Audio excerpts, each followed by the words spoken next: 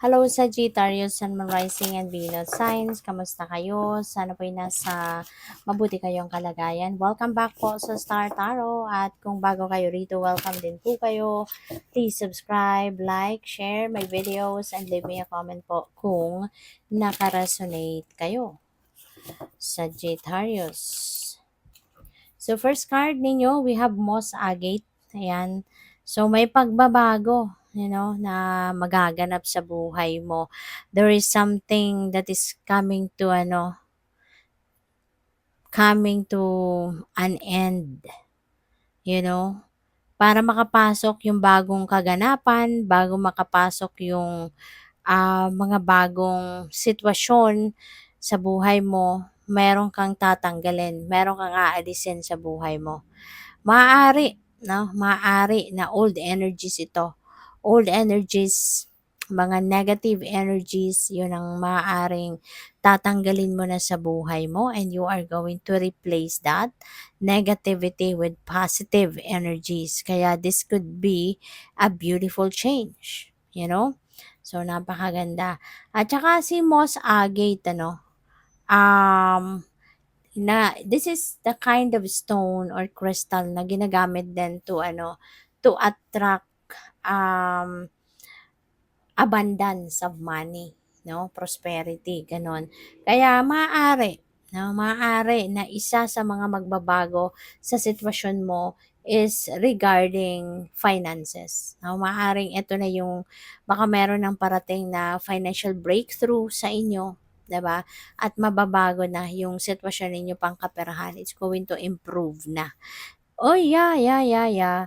We have the summer energy, tignan mo. Expansion, growth. So, feeling ko talaga ito yung magbabago. Magbabago na ang kalagayan mo sa pera, sitwasyon mo sa pera. Maaari, no, na kunyari, nagnenegosyo kayo, maybe mag-expand ka na ngayon ng inyong negosyo.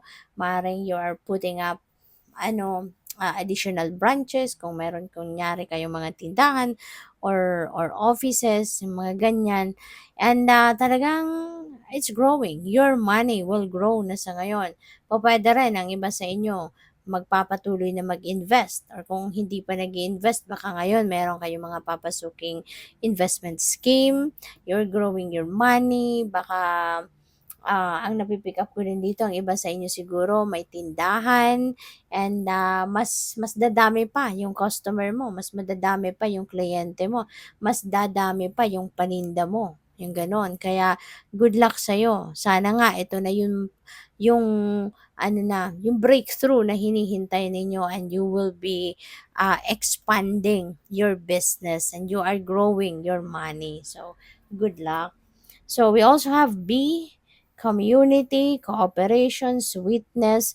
So, maganda rin, no? Maganda rin, Sagittarius, kasi you are also very lucky, no? Na siguro meron kang mga kasosyo sa negosyo mo, kung nagnenegosyo ka nga, maaaring meron kang kasosyo, and maganda, kasi maybe you are sharing the same vision, you are sharing the same goal, kaya mas lalong makakabuti yon, no, sa pagpapatakbo ng inyong negosyo.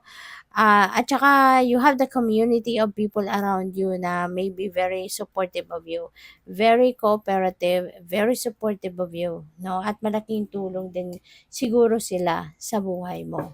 So, by the way, maraming salamat for subscribing. And if you haven't subscribed yet, subscribe na kayo. And also, maraming salamat din for not skipping the ads. Malaking bagay po yan sa akin. And also, please click the join button sa baba ng video kung gusto po ninyo na mag-join kayo sa membership. Okay? Thank you. So, what else? We have partnership. Ayan. So, maaari na meron ditong partnership in business. Pwedeng meron dito makikipag-collaborate sa inyo. Makikipagsosyo. Pwedeng ikaw yung mag-o-offer nito, or baka meron kang offer, 'di ba, na dadating. Maaari din ito na yung partnership could be also in relationship. Baka merong magkakaroon dito ng romantic partnership. Baka merong papasok sa inyo sa isang romantic partnership, or pwede rin na baka meron kayong baka meron kayong mga makakasama sa proyekto ninyo. You know, maybe you are going to start working in a team at this time. So, we have the B. Wow, ang swerte mo. Dalawa na yung B mo. 'Di ba ang B napakasipag? 'Di ba? Napakasipag. So, maaari din, ano, na ganun din kayo, Sagittarius. Napakasipag mo sa trabaho, sa negosyo, as in, no? Kaya naman, magtatagumpay ka. Look at this. You're going to receive a sweet victory. You are claiming success dito. And yan ay dahil sa inyong sipag at tiyaga. You know? Tapos samahan pa ng swerte. So, ang swerte mo talaga ngayon, parang siksik, liglig, umaapaw, ang maaaring mga blessings na dadating sa buhay mo at kung ano man ang pinagsisikapan mo, whatever it is that you are working hard for, ay talagang maaaring ngayon makuha mo na yung resulta nito. Maaanihin mo na yung bunga ng hard work mo. We also have stag. Yan. So, most likely, Sagittarius, kung kayo ay nag-iempleyo, maaring kayo ngayon ay mabigyan, no, ng leadership role. Baka ang iba sa inyo mapopromote, no, bilang manager, supervisor, mga ganyan, you know, consultant, 'di ba? Leader. So, 'yun. So, congrats sa'yo. Maaring ito, pinagsikapan mo at pinagtiyagaan mo din. Maaring nag-aral ka, parang nag-masters ka, maaring ginawa mo kung ano mga prerequisites dito para makuha mo yung promotion na to, ginawa mo, nag-aral ka at lahat. So, 'yun, congrats. So, tignan natin kung ano ba ang ganap dito for Sagittarius.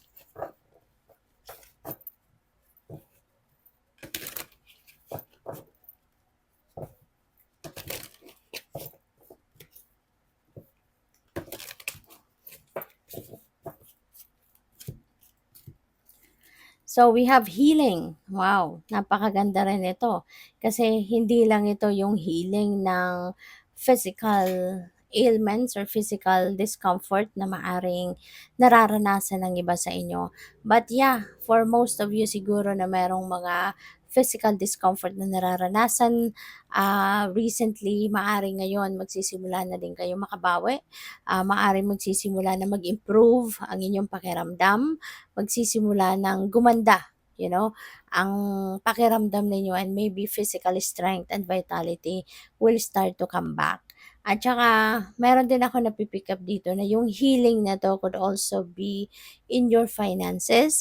Maaaring ang iba sa inyo, merong mga nararanasan recently na mga physical, o I mean, financial hardships, may mga problema sa pera, may mga bills na hindi nababayaran, may mga utang na hindi nahuhulugan or hindi nababayaran, yung mga ganon. And it feels like to me, no, na with this blessing na paparating sa inyo, that could be the financial breakthrough na magpapabago ng inyong sitwasyon pagdating sa inyong kaperahang aspeto.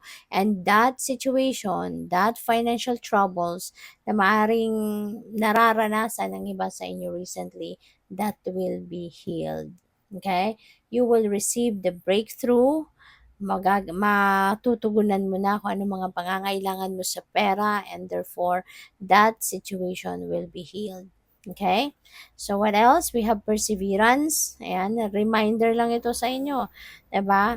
Na since masipag naman kayo, sige lang, continue to work hard.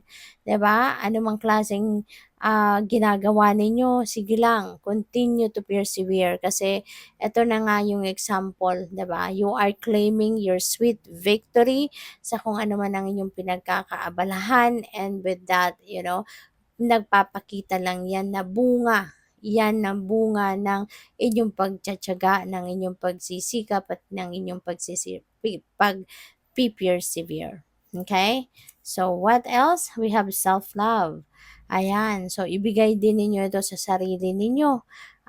Self-care is one thing, no, na kumbaga pamamaraan, no, ng pagpapakita ninyo ng self-love. Kaya alagaan po ninyo ang inyong sarili, And dito sa victory na makakamit ninyo, 'di ba? You deserve to celebrate that as well. You deserve naman na i-treat mo naman ang sarili mo kahit magpamasahe ka lang, 'di ba? Kahit bumili ka lang ng kahit ano, paborito mong pagkain, paborito mong dessert, anything that will make your soul sing, whatever it is that will make your heart happy, gawin mo naman bilang parang treat mo na din naman yun sa sarili mo, premyo mo sa sarili mo sa iyong pagsisipag at pagtitiyaga. At ngayon, 'di ba, meron kang tagumpay na makakamit. So, good luck. Thank you for watching. Love and light. Namaste.